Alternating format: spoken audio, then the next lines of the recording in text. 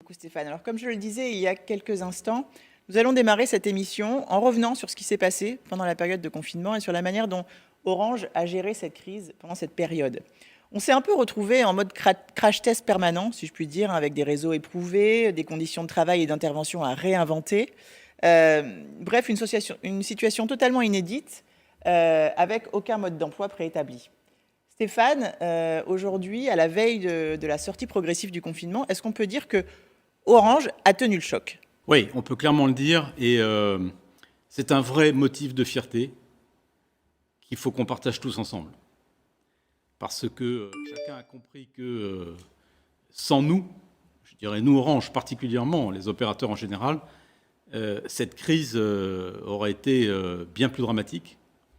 Et il a fallu que, en effet, en particulier nos réseaux, la connectivité qui a permis à nos sociétés, à nos économies de continuer sinon à fonctionner, mais en tout cas à maintenir un minimum d'activité et un lien aussi entre les personnes, il a fallu que ces réseaux tiennent le choc. Ils ont tenu le choc.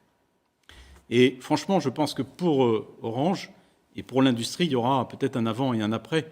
Je crois qu'on a compris au cours de cette crise que ce que nous faisons au quotidien est absolument essentiel et critique dans le fonctionnement des économies contemporaines. Donc oui, on a bien tenu le coup, on a bien tenu le choc, et c'est un grand motif de fierté.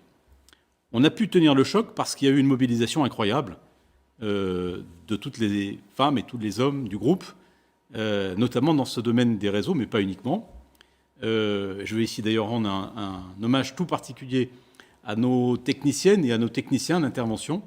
Ils sont plus de 6000 à avoir continué à travailler sur site tout au long de cette période de confinement.